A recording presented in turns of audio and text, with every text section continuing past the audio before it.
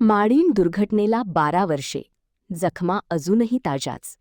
पुणे जिल्ह्यातील आंबेगाव तालुक्यातील माळीण हे नाव उच्चारलं तरी आजही अंगावर शहारे येतात.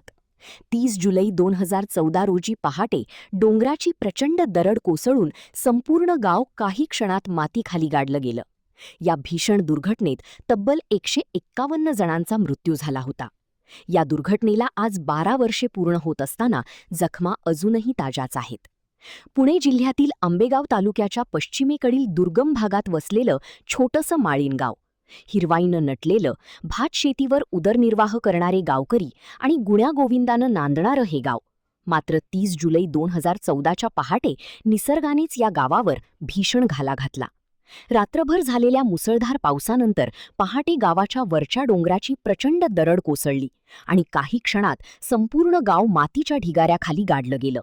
या दुर्घटनेत तब्बल 151 निष्पाप नागरिकांना आपला जीव गमवावा लागला. अनेक कुटुंबे कायमची उद्ध्वस्त झाली, तर अनेकांची संपूर्ण वंशपरंपराच संपुष्टात आली. या दुर्घटनेतून बचावलेल्यांच्या आठवणी आजही अंगावर काटा आणणाऱ्या आहेत.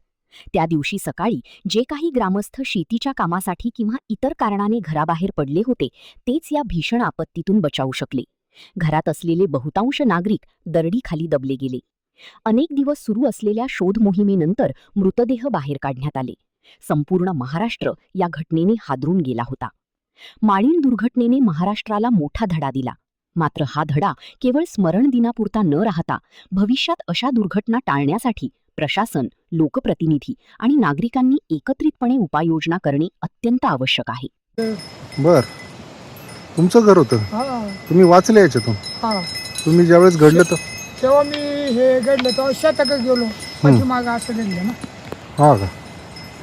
मग तेव्हा नंतर आले काय नाही, अहो 7:30च्या दरम्यान मध्ये वरून जसा डोंगर आला तसं डायरेक्ट गाव कोंबड्यासारखा डालल्या गेल्या. इकडे हुई नाही, सुई नाही, काय नाही, डायरेक्ट डोंगरच बांधला. बापरे. आणि मग ह्या राडा खाली मग ते एस टीवाल्यांना पाहिलं, मग इकडे तिकडे खाली या केला. आम्हाला तिकडून यायला चान्स नाही. मग काय वाचलं का नाही? किती लोक वाचायला काय नाही वाचलं, फक्त बाहेर जेवढी गेली ना तेवढी. आतमध्ये घरांमध्ये सगळी 5 मिनिटामध्ये नाहीशी झाला गाव ना. बुवा असं सरत सरत आला असं नाही आला, जणू काय वीज पडली ना, आपण फटांगडा असं लावतो, डायरेक्ट डालल्या गेली कोंबड्यांसारखी. किती वाजता झालं असं साधारण? ते सकाळची 7:30ला 7:30च्या.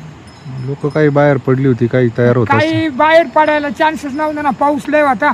ज्यांचं ताली फुटले ते बुवा शेतात गेली, काही येऊन बोळातून खाल्ला झाली. कारण काही जी थांबली शेतात तेवढी बुवा असली. मग काय नाही, कोंबडी नाही, चितडी नाही, काय वाचला नाही. वरची लोक वाचली गेली असती, पण खाल्ली थोडीफार जरा निम्मा गाव वाचला असतं. मग तसं काहीच वाचलं नाही. आणि मग झाल्या इकडून तिकडून, मग आल्या बा इकडून JCB आणि मग इकडून केली सुरुवात माणसा काढायला. तर ती फुगून गेलेली, खाटावर जशी पडलेली झोपलेली तशीच. घर कोणचा कुठं काय कोणचा काहीच नाही. पण बॉड्या बाकी त्यांनी तेवढ्या काढल्या. पहिल्या दिवशी चांगल्या आल्या, दुसऱ्या दिवशी आहे ना कोणचा हाताचा आला, कोणचा पायचा आला, कोणचा डोकाचा आला, असं झालं.